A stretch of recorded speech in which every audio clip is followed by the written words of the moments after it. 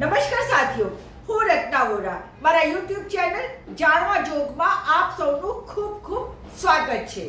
સાથીઓ, ચૂંટણીની જાહેરાત થતાની સાથે જ હવે આવતીકાલે 102 બેઠકો ઉપર પ્રથમ ચરણના મતદાન થવાના છે. પ્રથમ ચરણની 102 બેઠકોમાંથી ઘણું બધું નિર્ણાયક તારણ બહાર આવી શકે છે. હવે સાથીઓ, જ્યારે પણ ચૂંટણી આવે તો આ એક લોકતંત્રનું પર્વ કહેવાય છે અને લોકતંત્રના પર્વમાં આખો દેશ આ પર્વને ઉજવતી હોય છે. પછી કાર્યકર્તા, રાજકીય નેતા, પક્ષો એ તમામ લોકો ખૂબ ચાર્જ થઈ જતા હોય છે અને પોતપોતાના પક્ષના ઉમેદવારોને જીતવા માટે કમરતોડ મહેનત કરતા હોય છે. સાથે સાથે રાજકીય પક્ષો પણ પબ્લિકને રીઝાવવા, પ્રજાને રીઝાવવા માટે ચૂંટણી ઢંઢેરો બહાર પાડતી હોય છે અને એ ચૂંટણી ઢંઢેરામાં એક પોતાના વાયદાઓ કરતી હોય છે કે જો અમે સરકાર બનાવીશું તો અમે 1 2 3 4 XYZ કામ પૂરા કરીશું. અને જે પક્ષો સરકારમાં રહેલા હોય તેઓએ પોતાના ગયા વર્ષોના સરકારના આંકડાઓ રજૂ કરવાના હોય છે કે તેઓ કયા કયા કામ પૂરા કર્યા છે અને આવનારા 5 વર્ષમાં તેઓ કયા કામ કરવાના છે, એવું બધું એક આંકલન, લેખાજોખા કે એક ડેટા આપવાની અને એક વાયદો કરવાની જરૂર હોતી હોય છે.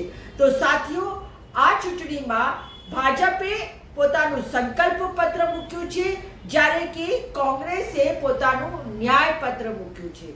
કોંગ્રેસ 5 ન્યાયની વાત કરે છે. એમાં નારી ન્યાય, યુવા ન્યાય, ખેડૂત ન્યાય, શ્રમિક ન્યાય અને સામાજિક ન્યાય કે ભાગીદારી ન્યાયની વાત કરે છે. બીજી બાજુ જે ભાજપ છે એ ભાજપે પોતાના સંકલ્પ પત્રને કહ્યું છે મોદીની ગેરંટી. તો મોદીની ગેરંટી અને આ બંને સંકલ્પ પત્રોને લઈને અમુક પ્રશ્નો ઊભા થાય છે. આ પ્રશ્નોમાં સૌથી મોટો પ્રશ્ન એ ઊભો થાય છે કે શું કોઈ પણ રાજકીય પક્ષ એક વ્યક્તિ વિશેષ ઉપર આધાર રાખીને આખા દેશને ગેરંટી આપી શકે છે કે શું જે રાજકીય પક્ષે એક વ્યક્તિ ઉપર આધાર રાખીને ગેરંટી આપી છે અને ધારો કે એ વ્યક્તિ જ ચૂંટણી હારી જાય તો પછી એની ગેરંટીનું શું આ વખતે દેશના મતદારો મોદી સાહેબની ત્રીજી વખતની ગેરંટીઓ ઉપર વિશ્વાસ રાખશે? શું ભાજપનું ગેરંટી પત્ર કે ભાજપનું સંકલ્પ પત્ર ગરીબ લક્ષી છે, મહિલા લક્ષી છે, બેરોજગારો લક્ષી છે, શ્રમિક લક્ષી છે કે પછી ન્યાય લક્ષી છે? શું આ વખતે કોંગ્રેસની ગેરંટી ભાજપની ગેરંટી ઉપર હાવી પડવાની છે? તો સૌથી પહેલા હું આપની વચ્ચે કોંગ્રેસે જે 5 ન્યાયની વાત કરી છે એ વિશે વાત કરીશ. કોંગ્રેસ પક્ષે નારી ન્યાય, યુવા ન્યાય, ખેડૂત ન્યાય, શ્રમિક ન્યાય અને હિસ્સેદારી ન્યાય અર્થાત ભાગીદારી ન્યાય કે સામાજિક ન્યાયની વાત કરી છે. હવે નારી ન્યાયમાં કોંગ્રેસે કીધું છે કે દર વર્ષે ગરીબ પરિવારમાંથી જે સૌથી બુજુર્ગ મહિલા હશે એના ખાતામાં 1 લાખ રૂપિયા કોંગ્રેસ મૂકશે અને મહાલક્ષ્મી યોજના મારફતે એમણે આ કાર્યક્રમ પૂરું કરવાનો છે. બીજી કોંગ્રેસે જાહેરાત કરી છે કે 50% નોકરીઓ કેન્દ્ર સરકારમાં મહિલાઓ માટે નિશ્ચિત કરવામાં આવશે. સાથે જ કોંગ્રેસ પક્ષે લોકસભા તેમજ વિધાનસભામાં તાત્કાલિક ધોરણે મહિલાઓને આરક્ષણ આપવાની ન્યાયની ગેરંટી આપી છે. હવે બીજા ન્યાયની વાત કરું તો એ છે યુવા ન્યાય. યુવા ન્યાયમાં સૌથી પહેલા કોંગ્રેસ પક્ષ દરેક ગ્રેજ્યુએટ અને ડિપ્લોમા હોલ્ડરને તેમનું કોર્સ પૂરા કરતાની સાથે જ 1 વર્ષ સુધી તરત જ નોકરી આપી દેવામાં આવશે અને તેમને ફરજિયાત નોકરી અપાશે અને સાથે સાથે એમને 1 લાખ રૂપિયાનું એપ્રેન્ટિસશિપ પણ આપવામાં આવશે. બીજું, 30 લાખ નોકરીઓ તાત્કાલિક ધોરણે ભરવામાં આવશે. ત્રીજું, જે પેપર લીકની ઘટનાઓ થાય છે તેને ફાસ્ટ ટ્રેકમાં મૂકીને તાત્કાલિક ચલાવી લેવામાં આવશે તેમજ કાયદો બનાવવામાં આવશે. અને ખૂબ જ અગત્યની એક જાહેરાત છે કે જેટલા પણ કેન્દ્ર સરકારમાં ફોર્મ ભરવામાં આવશે નોકરીઓ માટે, એની અંદર યુવાઓએ એકે રૂપિયો ભરવાની જરૂર નથી. હવે મફતમાં જ નોકરી માટેના ફોર્મ ભરવામાં આવશે. અને સાથે સાથે 40 વર્ષની અંદરના જે પણ કોઈક યુવાઓ છે, પોતાનું સ્ટાર્ટઅપ કરવા માંગે છે, નાના મોટા રોજગાર ધંધા કરવા માંગે છે, એના માટે 5,000 કરોડનું બજેટ નક્કી કરવામાં આવશે અને તેમને ફંડિંગ કરવામાં આવશે. હવે સાથીઓ, ત્રીજી ન્યાયની વાત કરું તો ખેડૂતોના ન્યાયની વાત છે. ખેડૂતોમાં સ્વામી રંગનાથ કમિટીની જે ભલામણો છે એને લાગુ કરવામાં આવશે. MSP નો કાયદો બનાવીને એને લાગુ કરવામાં આવશે. અગર કોઈ પાક નષ્ટ થઈ જાય તો 1 મહિનાની અંદર તેને વીમાની રકમ આપી દેવામાં આવશે. સાથે સાથે ખેડૂતોને એના અવજારો ઉપર, બિયારણ ઉપર, ખાતર ઉપર કોઈ જાતનું ટેક્સ મૂકવામાં આવશે નહીં અને ખેડૂતોનું વ્યાજ માફી કરવામાં આવશે. તો અગત્યની જાહેરાતો આ ખેડૂતો વિશે કોંગ્રેસે કરી છે. હવે ચોથી વાત શ્રમિક ન્યાયની કરું તો શ્રમિક ન્યાયમાં પણ કોંગ્રેસે 2004માં મનરેગાની યોજના શરૂ કરી હતી. એ યોજનાને આગળ ધપાવતા કોંગ્રેસે કહ્યું છે કે દરેક મજૂરને એક દિવસના 400 રૂપિયાની મજૂરી અને વર્ષે કમસે કમ 200 દિવસની મજૂરી મળી રહે એ બાબતનું આયોજન કરવામાં આવશે. અને સાથે સાથે મજૂરોને સુરક્ષિત અને સિક્યોર વાતાવરણમાં એ લોકો પોતાનું કામ કરી શકે એવું આયોજન કરવામાં આવશે. ત્યારબાદ છે ભાગીદારી ન્યાય, હિસ્સેદારી ન્યાય. આ ખૂબ જ અગત્યની ન્યાય છે. સામાજિક ન્યાયની વાત કરવામાં આવી છે. એની અંદર સામાજિક ન્યાય એટલે કે જિસકી जितनी હિસ્સેદારી ઉસકી ઉતની ભાગીદારી, એટલે કે આખા દેશમાં સામાજિક અને આર્થિક રીતે જાતિગત વસ્તી ગણતરી કરવામાં આવશે. હવે જાતિગત વસ્તી ગણતરી કરવાથી આખા દેશમાં ખ્યાલ આવી જશે કે કોના કઈ જાતિના હાથમાં, કયા સમાજના હાથમાં, કયા વર્ગના હાથમાં કેટલી સંપત્તિ છે, કેટલું એમની પાસે સંસાધનો છે અને ક્યાં કેટલી એમની પાસે જરૂરિયાત છે. તો ભવિષ્યમાં આ બધી ગણતરીને ડેટાને ધ્યાનમાં રાખીને એમના માટે આયોજન અને પ્રયોજન કરવામાં આવશે. બીજી બાજુ જે પણ બેકલોગ છે SC, ST, OBC નું, એ બધું જ બેકલોગ 1 વર્ષની અંદર કોંગ્રેસ પક્ષ જો સત્તામાં આવી તો પૂરું કરશે. સાથે સાથે કોંગ્રેસ પક્ષ સત્તામાં આવ્યા પછી જે 50%નું કેપ મૂકવામાં આવ્યું છે એ કેપ પણ દૂર કરશે અને જનસંખ્યાના આધારે એને હિસ્સેદારી આપવામાં આવશે. તો સાથીઓ, આ હતી કોંગ્રેસની ન્યાયની જાહેરાત. અને આ ન્યાયની જાહેરાત સાથે કોંગ્રેસે એક કાર્ડ બનાવ્યું છે, ન્યાય કાર્ડ, અને એ કાર્ડ લઈને એ પ્રજા વચ્ચે જઈ રહી છે અને પ્રજાએ ખૂબ જ ઉત્સાહભેર એ કાર્ડ ભરે છે અને એની અંદર પોતાનું નામ, વોટર ID કાર્ડ નંબર, સરનામું અને તમામ વિગતો ભરીને કોંગ્રેસ એમને એ ન્યાય કાર્ડ આપે છે અને ગેરંટી આપે છે કે જો કોંગ્રેસ સત્તા ઉપર આવી તો તમને આ કાર્ડ પ્રમાણે બધી સહુલિયતો, આ કાર્ડ પ્રમાણે તમને બધા આયોજન અને પ્રયોજન કરીને લાભ આપવામાં આવશે. એ ન્યાય કાર્ડ લઈને કોંગ્રેસના કાર્યકર્તાઓ ઘરે ઘરે ફરી રહ્યા છે. કોંગ્રેસે અગ્નિવીર જેવી વાહિયાત યોજનાને બંધ કરવાની પણ વાત કરી છે.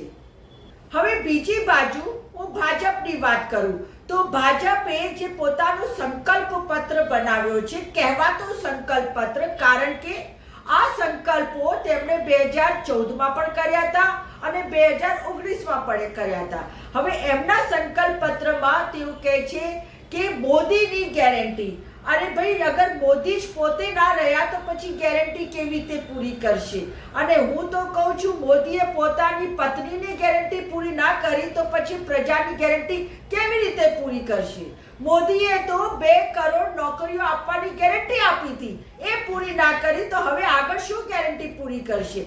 મોદીએ તો બધાના ખાતામાં 15 લાખ રૂપિયા આવશે, પરંતુ એ ગેરંટી પૂરી ના કરી તો હવે શું ગેરંટી પૂરી કરશે? મોદીએ કહ્યું હતું કે નોટબંધી બાદ કાળો ધન પાછું આવી જશે અને જે પણ ભ્રષ્ટાચાર કરીને વિદેશ ભાગી ગયા ભાગેડુઓ છે તેમને પાછા લાવવામાં આવશે. તો એ ગેરંટી મોદીએ પૂરી ના કરી તો આગળ શું વિશ્વાસ કરાય? મોદીએ તો કહ્યું હતું કે ભ્રષ્ટાચાર દૂર કરીશું, પરંતુ બધા જ ભ્રષ્ટાચારીઓને પોતાની મોદી વોશિંગ મશીનમાં ધોઈને ચોખ્ખા કરી પોતાના પક્ષોમાં લઈ લીધા. પછી એમને ભ્રષ્ટાચાર દૂર કરવાની ગેરંટી કેવી રીતે માની શકાય છે? મોદીએ વિશ્વનું સૌથી મોટું ભ્રષ્ટાચારનું ઉદાહરણ પૂરું પાડ્યું છે ઇલેક્ટોરલ બોન્ડના કારણે. ઇલેક્ટોરલ બોન્ડમાં તે મોદીએ ચંદાનો ધંધો કર્યો છે, તો પછી ભ્રષ્ટાચાર દૂર કરવાની ગેરંટી મોદીની કેવી રીતે વિશ્વાસ કરી શકાય? એ જ પ્રશ્ન લોકોની વચ્ચે છે, પ્રજાની વચ્ચે છે. મોદીએ યુવાઓને બેરોજગારી દૂર કરવાના બદલે અગ્નિવીર જેવી યોજના આપી દીધી અને અગ્નિવીર યોજનામાં 4 વર્ષમાં એક યુવાનને ભર જુવાનીએ રિટાયર કરવાની યોજના આ મોદીએ આપી છે. હવે પ્રશ્ન એ છે કે એક તરફ ભાજપની ગેરંટી છે ને બીજી તરફ કોંગ્રેસની ગેરંટી છે. તો બંને ગેરંટીઓમાંથી કોણ કોના ઉપર ભારી એ જોવાનું રહ્યું. હવે સાથીઓ, ત્રીજી વખત શું ભારત દેશના મતદારો ભાજપની ગેરંટી ઉપર વિશ્વાસ રાખવાના છે કે નથી રાખવાના? એ તો ફાઇનલ જ્યારે રિઝલ્ટ આવશે એના ઉપરથી ખબર પડી જ જવાની છે. પરંતુ આખા દેશમાંથી જે રીતે ભાજપની ચુનાવ રેલીઓમાં લોકો દેખાતા નથી, એની અંદર અસંતોષ દેખાય છે, લોકો કાળા વાવટા બતાવી રહ્યા છે, લોકો ખુરશીઓ ઉડાવીને એકબીજાની સામે આરોપ આક્ષેપ કરી રહ્યા છે, પ્રશ્નો પૂછી રહ્યા છે, એ જોઈને અને બીજી બાજુ આપ મલ્લિકાર્જુન ખડગે હોય કોંગ્રેસના, પછી રાહુલ ગાંધીજી હોય, પ્રિયંકા ગાંધીજી હોય કે કોંગ્રેસના જે ઉમેદવારોની તમે રેલીઓ જુઓ તો રેલીઓમાં જે પ્રતિસાદ મળી રહ્યું છે, લોકો ઉમડી પડી રહ્યા છે, એનાથી જોઈને એવું લાગે છે કે આ ફેરા મોદીની ગેરંટીની સામે કોંગ્રેસની ન્યાય અને કોંગ્રેસની ગેરંટી હાવી પડવાની છે. હવે ભાજપે પોતાની ગેરંટીઝમાં, પોતાના સંકલ્પ પત્રમાં ખેડૂતો વિશે કંઈક વિશેષ કહ્યું નથી. ખેડૂતો 380 દિવસના આંદોલનમાં 750 જેટલા ખેડૂતો શહીદ થઈ ગયા, છતાંય નરેન્દ્ર મોદી સાહેબની ગેરંટી પત્રમાં ક્યાંય પણ આ જે એમએસપીની એમની માંગણી હતી, સ્વામીનાથન કમિટીની જે માંગણી હતી, એને અમલમાં લાવવા માટે એક હરફ સુદ્ધા મૂક્યા નથી. એવી જ રીતે મોદીએ આપણા દેશના જે 60% યુવાનો છે, એ 60% યુવાનોમાંથી 80% યુવાનો બેરોજગાર છે. એ બેરોજગારો માટે પણ મોદીએ કંઈક પોતાના સંકલ્પ પત્રમાં કહ્યું નથી.